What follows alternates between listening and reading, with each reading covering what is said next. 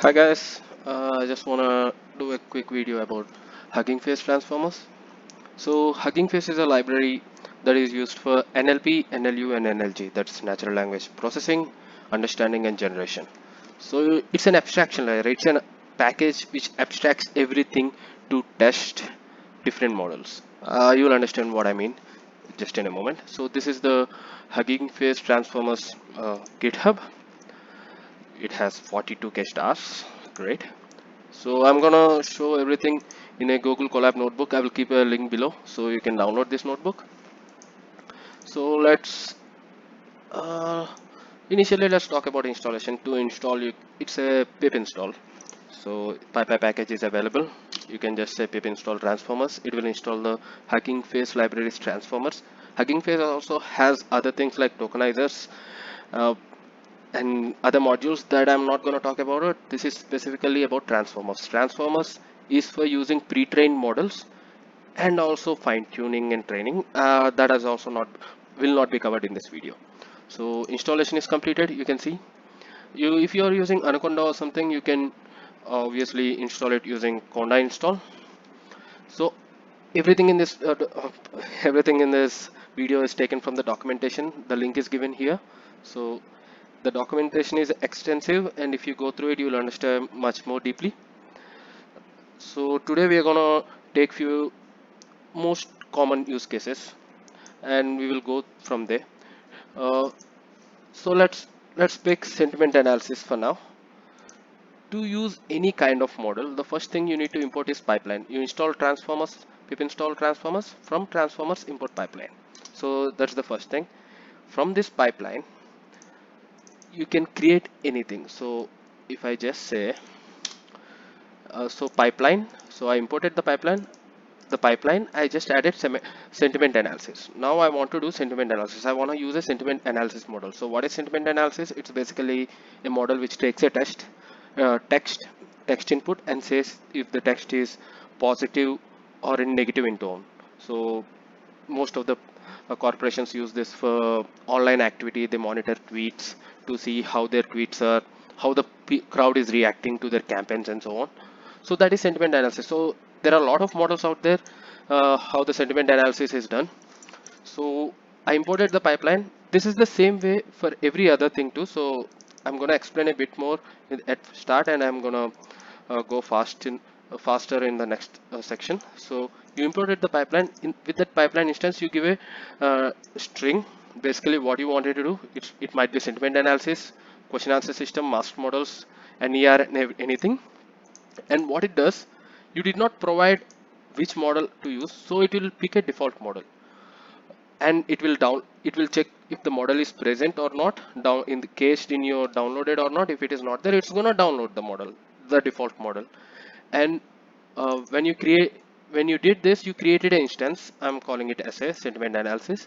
So you can just call it and give it the text you want to predict. That's it. That's as easy as it to use a model. So let's just run it. So now it's saying sentiment analysis, it's downloading a model. Now I don't know what model it's downloading. It's a default model. To see what is the default model, you can go to this documentations and you can see in the summary of the tasks, it will say what are the default models it is loading. Or so it downloaded the model and it also predicted. Here I'm saying it to predict. It's saying it's positive with a 99 score. So let's just add I'm not happy. So customer might not be happy. So yeah, so it already downloaded the model, so it's not going to download again. Now I don't know what model it is. What I can do is I can call the instance dot model, and it should show me what model it is using. So it's using BERT sequence classifier.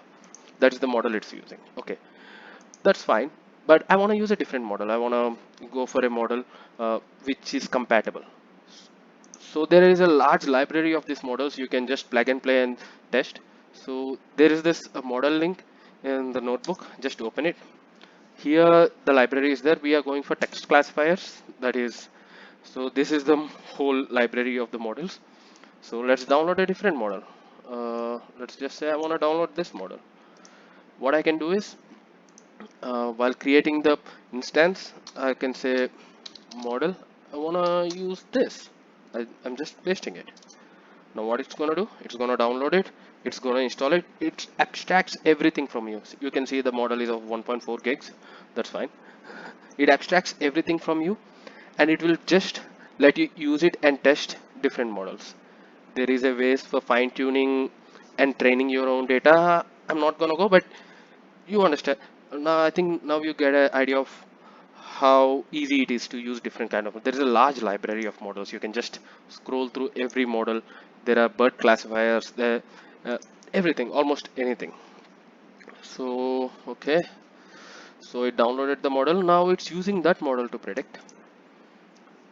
Okay, it's downloading more. Okay, fine. Uh, let's wait for a moment. So I'm gonna run the s dot model too. Oh wait. So once it predicts this, it's gonna run the s dot model, and you can see. Oh, come on. So this is the so Robata sequence classifier is the model it's using. Okay. So in the sentiment analysis, so that's the way for the most of these things. So I'm not going to explain this again. Uh, for sentiment analysis, we are using text classification models. There are other types of models that we are going to talk about: text generation, question and answers, text to text generation, classifiers, summarization, question and models. So I'm not going to explain this again. Anytime you create a pipeline instance, you can just give a model, and you can, if you don't give a model, it's going to download a default model, or it downloads whatever model you give. So this is as simple as it. Now for sentiment analysis, if you have, instead of one text, you have multiple texts, like there are multiple texts you want to predict on, you can just uh, give it as a list, and it's gonna give the, oh, I think I need to read the documentation on this model. Okay, I just picked up whatever came in the first, but you understand. uh, so let's just, I removed the model, so it's using the default model now. Mm, so it's giving it as a negative with 99% score, and now let's run it on multiple strings. So you can see I'm happy about this. I don't think it will work. So it's negative and it's positive, you can see that. So there is a way you can load the model. You can download the model. Actually, any model, you can go to the GitHub, you can download it. If you don't have that much of nice internet connection, you can download it and you can load it. That is the system. I'm not gonna go into the details. Let's go for the question answer system. I'm not gonna add any different model now. I'm just gonna quickly explain what are the other things that are present, you can majorly used first. So we completed sentiment analysis. Now question answer system. So question answer system is, you have a text, a large text file, a large sentence. Now what you wanted to do is, you want to ask questions based on this text. So that is question answer systems. uh, Probably used for, it's a kind of a chatbot. This can be used for chatbot as a okay. So I'm just gonna say question answering, and it's downloading a default model. Now I have a text here. I'm just saving the text as a context. So I created this instance of QA. I'm giving the question. I am asking a question. What is the extractive question? So you can, if you read the text, it is, if you can pause the video and read the text a bit, it's a text about extractive question answering. I'm giving the question. I'm giving the context. Context is the sentence it needs to pick from. So that it's gonna do. It gave the answer. The task of extracting an answer from the text given a question. So that is question answering system, as simply as that. You can also give model here and use different question answer system models. uh, yeah. And masked modeling. So masked modeling is basically, you have a text and you don't, you lack a word in between the text, and you want to predict the word, what might be the word that comes there. So I'm creating a mask instance with the fill mask. I'm loading the default models. I'm not bothering about seeing the new model. And so here is a sentence. Let's see. We don't know what exists. That's what we are trying to predict. We can do with this. So what we can do with this, or how we can do with this, something like. To know exactly how you need to replace the space, what you wanted to predict, that instance dot tokenizer dot mask token will actually give you what it what what tag should be present, so that it will predict there. So I added that mask tag. Now let's predict. Let's see what it's giving. Let's see what we can do. Yes, it's predicted as word what with a 99% confidence. With lower confidences, there are all like, see, all we can do with this, everything we can, how we can do with this, anything we can. Yeah, text generation. So text generation as basically as if you're writing an email, and after writing a bit, the Google will suggest this is how you want to end the sentence, or this is what you wanted to write, or something like that. So it is trying to predict what will come after the text you are writing or you gave as an input. So I'm using the text generation default model. Default is GPT-2 model here that you can see in the documentation.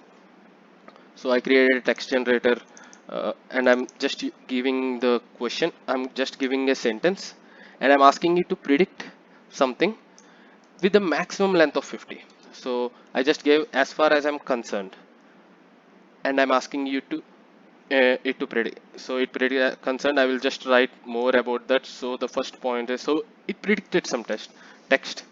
This is text generation. So NER is one other thing that most of the times in business or business problems we use. So it's named entity recognition.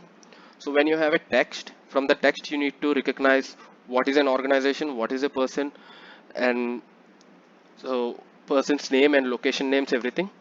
So NER is a very big thing, and I used to use NLTK, Stanford models, and so on. So, but Stanford NER, this gave me a nice abstraction layer here. To use NER, all you need to do is pipeline. Again, the same pipeline, and NER. I'm using the default model. It will download the model, and in that instance, just give the text. So in this default model, these are the tags. Based on the model, the tags might differ. So per this default model, these are the tags. Some other models might predict some other thing, but most of the models do follow this tag system. So whenever it's BORG, beginning of an organization, right after IORG, it's an organization. So I'm giving it a text. Google hears everything Paul says. So that's the text I'm giving. Okay, let the model be downloaded. So I created an NER instance. Inside the NER instance, I'm just running it. Mm.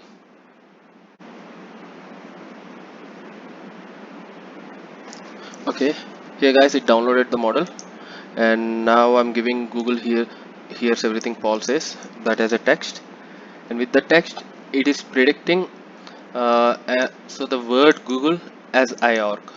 So IORG is basically an organization. Yes, it's correct, it's an organization. So that is named entity recognition.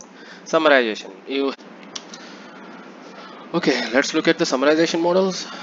Summarization is basically when you have a large text and you want to read the text in a condensed form, like taking a large article and you just want to read it quickly. That's text summarization. It's exactly like the in shorts in India that's doing 60-second uh, uh, news pieces. So that is text summarization. To use that, you just need to start the pipeline instance, summarization as the string. It's downloading the default model. Now I'm just gonna it's downloading a model. So I'm I'm giving it an article. So basically I just pasted an article here under the name article. So let it download the model. So in the once the summarization instance is created, inside that I'm providing the article, and I'm saying max length and min length. So this what I'm saying is, I want it this article is probably 500 to 500 characters. I want you to condense this article, but it should be in between 30 and 100. So it condensed the article in between 30 and 100.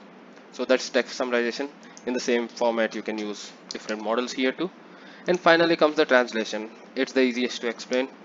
It's translating from one language to another.